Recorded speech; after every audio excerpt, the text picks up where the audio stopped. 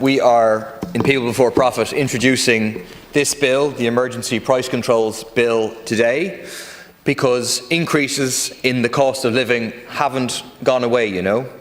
The media isn't covering it anymore. The government is trying to sweep it under the carpet. But when you're out there talking to people, out canvassing, out in the shops, it comes up constantly with people. Ordinary people know that they are being hammered. Mortgages and rents are sky high, grocery prices are off the charts, and energy costs are still way higher than they were 3 years ago. Yesterday, I introduced a bill to cap the price of groceries.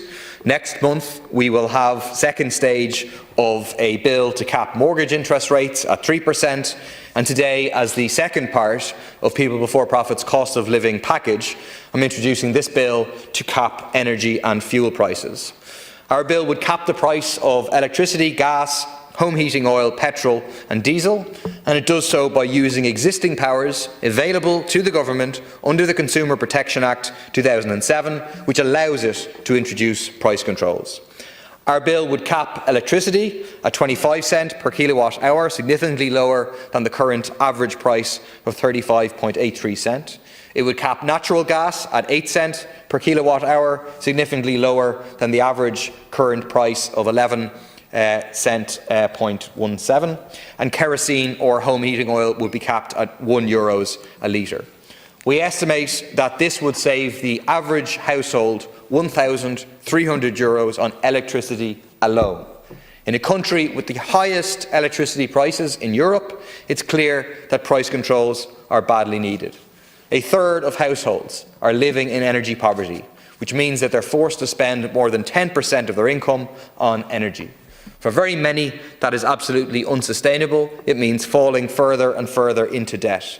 Electricity prices doubled in the 2 years to April 2023. Although then prices began to slowly fall in late 2023, households are still paying far more for energy than they were 2 years ago. The CRU has recently said that a return to 2021 prices is unlikely.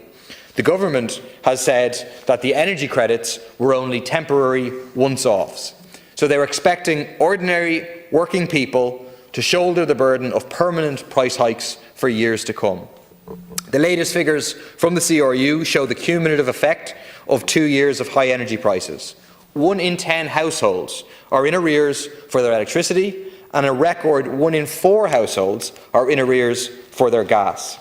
Meanwhile, domestic households are paying 3 times more for electricity than big multinationals, and government energy supports have also favoured big businesses over households.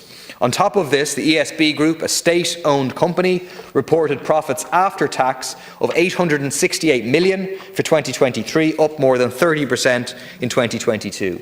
It shows that the cost of price caps could be easily absorbed from the profits of the energy companies and by redistributing tariffs between domestic and big business consumers. The second area where our bill would control prices is in relation to petrol and diesel. The latest figures from the AA show that petrol costs an average of €1.83 a litre and diesel €1.76. Our bill would set a maximum price cap of €1.75 a litre for both petrol and diesel. This would cut the price of petrol and ensure that prices cannot rise any further.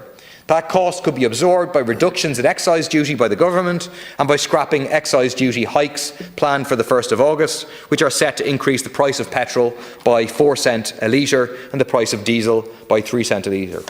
There must also be no increase in the carbon tax, which is due to go up yet again in the budget. People Before Profit have always opposed the carbon tax. We want it to be scrapped completely. Like excise, like VAT, carbon tax is a regressive tax that penalises low-income households. Recent research from the Parliamentary Budget Office shows that 29.2% of the income of the poorest 10% of households goes on indirect taxes, compared to only 9% of the income of the richest 10%. utterly unjust and regressive. In tandem with these price controls, we can further cut costs for households by reducing energy and fuel use. That means massive state investment in free, green and frequent public transport. It means 100% state funding of retrofitting for all households who need it, and it means switching to 100% renewable energy. The government has a €65 billion surplus, more than enough to fund a just transition for all.